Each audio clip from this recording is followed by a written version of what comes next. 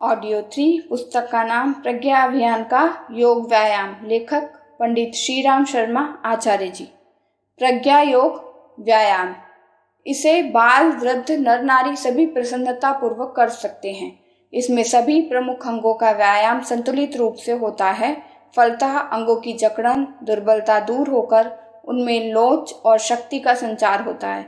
परम पूज्य गुरुदेव के मार्गदर्शन में विकसित योग व्यायाम की इस पद्धति में आसनों, उप आसनों, मुद्राओं, श्वास प्रश्वास क्रम तथा शरीर संचालन की लोम विलोम क्रियाओं का सुंदर समन्वय है। आसनों और प्राणायाम का यह संयुक्त प्रयोग शरीर और मस्तिष्क, स्थूल और सूक्ष्म दोनों के लिए बहुत लाभदायक है। व्यायाम श्रृंखला की हर मुद्रा के साथ गायत्री मंत्र के अक्षरों व्याहतियों को जोड़ देने से शरीर के व्यायाम के साथ मन की एकाग्रता और भावनात्मक पवित्रता का भी अभ्यास साथ ही साथ होता रहता है। प्रज्ञा योग व्यायाम की मुद्राएं चित्र सहित समझाई गई हैं। 16 निर्देशों काशन में व्यायाम की एक श्रृंखला पूरी होती है। चित्रों के साथ शब्दों में चित्र संख्या छपी है। इसी क्रम से व्यक्तिगत अथवा सामूहिक रूप से व्यायाम किया जाना चाहिए। क्रमांक 1, ओम भू ताड़ासन। विधि: धीरे धीरे श्वास खींचना प्रारंभ करें। दोनों हाथों को ऊपर की ओर उठाएं। दोनों पैर के पंजों के बल खड़े होते हुए शरीर को ऊपर की ओर खींचें। दृष्टि आकाश की ओर रखें। यह चारों क्रियाएं एक साथ होनी चाहिए। यह समूचा व्यायाम ताड़ासन की तरह संपन्न होगा। सहज रूप से जितनी देर में यह क्रिया संभव हो कर लेने के बाद अगली क्रिया नंबर 2 की जाए। लाभ: हृदय की दुर्बलता, रक्त दोष और कोष्ठबद्धता दूर होती है। यह मेरुदंड के सही विकास में सहायता करता है। स्नायु तंत्र लचीला बनता है तथा शरीर जकड़न आलस्य शीघ्र दूर होती है। क्रमांक 2, ओम भूः पाद हस्तासन। विधि: श्वास छोड़ते हुए सामने की ओर कमर से ऊपर का भाग, गर्दन, हाथ साथ साथ झुकना। हाथों को हस्तपादासन चित्र नंबर 2 की तरह नीचे की ओर ले जाते हुए दोनों हाथों से दोनों पैरों के समीप भूमि स्पर्श करें। सिर को पैर के घुटनों से यथासंभव स्पर्श कराने का प्रयास करें। घुटने से पैर मुड़ने न पाए, इसे सामान्य रूप से जितना हो सके उतना ही करें। क्रमशः अभ्यास से सही स्थिति बनने लगती है। लाभ: इससे वायु दोष दूर होते हैं। ईड़ा, पिंगला, सुषुम्ना को बल मिलता है। पेट व आमाशय के दोषों को रोकता तथा नष्ट करता है। आमाशय प्रदेश की अतिरिक्त चर्बी भी कम करता है। कब्ज को घटाता है। रीढ़ को लचीला बनाता एवं रक्त संचार में तेजी लाता है। क्रमांक 3, ओम स्वः वज्रासन। विधि: हस्तपादासन की स्थिति में सीधे जुड़े हुए पैरों को घुटनों से मोड़ें। दोनों पंजे पीछे की ओर ले जाकर उन पर वज्रासन की तरह बैठ जाएं। दोनों हाथ दोनों घुटनों पर, कमर से मेरुदंड तक शरीर सीधा, श्वास सामान्य। यह एक प्रकार से व्यायाम से पूर्व की आरामदेह या विश्राम की अवस्था है।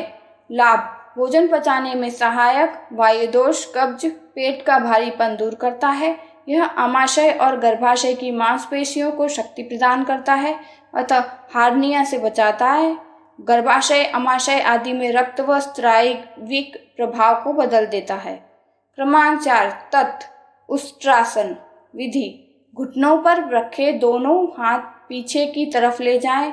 हाथ के पंजे पैरों की एड़ियों पर रखें। अब धीरे धीरे श्वास खींचते हुए उष्ट्रासन की तरह सीने को फुलाते हुए आगे की ओर ऊर्ध्वमुखी खींचें। दृष्टि आकाश की ओर हो। इससे पेट, पेड़ू, गर्दन, भुजाओं सबका व्यायाम एक साथ हो जाता है। लाभ: हृदय बलवान, मेरुदंड तथा ईड़ा, पिंगला, सुषुम्ना को बल मिलता है। पाचन, बल निष्कासन और प्रजनन प्रणालियों के लिए लाभप्रद है। यह पीठ के दर्द व अर्धवृत्ताकार झुकी हुई पीठ को ठीक करता है। क्रमांक 5, सवितु योग मुद्रा। विधि: अब श्वास छोड़ते हुए पहले की तरह पंजों पर सीधे बैठने की स्थिति में आए। साथ ही दोनों हाथ पीठ की ओर ले जाएं व दोनों हाथ की अंगुलियां आपस में फंसाकर धीरे धीरे दोनों हाथ ऊपर की ओर खींचें और मस्तक भूमि से स्पर्श कराने का प्रयास योग मुद्रा की तरह करें। लाभ: वायु दोष दूर करता है, पाचन संस्थान को तीव्र तथा जठराग्नि को तेज करता है, कोष्ठबद्धता को दूर करता है। यह आसन मणिपूरक चक्र को जागृत करता है।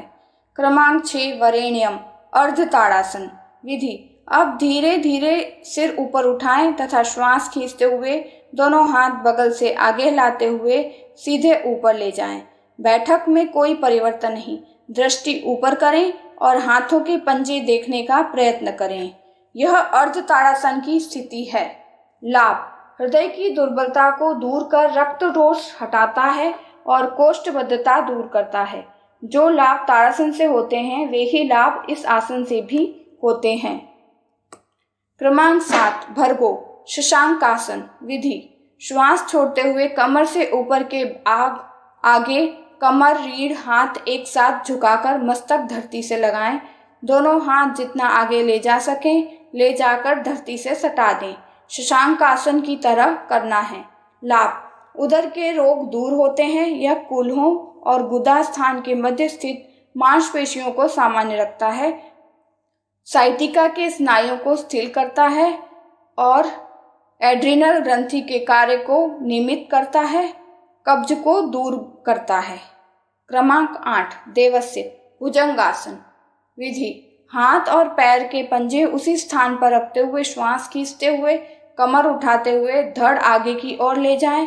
घुटने जंघाएं भूमि से छूने दें। सीधे हाथों पर कमर से पीछे धड़ को ऊपर की ओर मोड़ते हुए सीना उठाएं। गर्दन को ऊपर की ओर ताने। चित्र नंबर 8 की तरह भुजंगासन जैसी मुद्रा बनाएं। लाभ: हृदय और मेरुदंड को बल देता है, वायु देश को दूर करता है, यह भूख को उत्तेजित करता है तथा कोष्ठबद्धता और कब्ज का नाश करता है। यह जिगर और गुर्दे के लिए लाभदायक है। क्रमांक 9 धीमहि तिर्यक भुजंगासन बाएं विधि। चित्र नंबर 8 की मुद्रा में कोई परिवर्तन नहीं, केवल गर्दन पूरी तरह बाईं और मोड़ते हुए दाएं पैर की एड़ी देखें। लाभ: भुजंगासन जैसे लाभ अभ्यासकर्ता को प्राप्त होते हैं। क्रमांक 10 धियो तिर्यक भुजंगासन दाएं। शरीर की स्थिति पहले जैसे रखते हुए गर्दन दाहिनी ओर मोड़ते हुए बाएं पैर की एड़ी देखें। लाभ: भुजंगासन जैसे लाभ अभ्यासकर्ता को मिलते हैं। क्रमांक 11 योनः शशांकासन विधि। हाथ पैर के पंजे अपने स्थान पर ही रखें।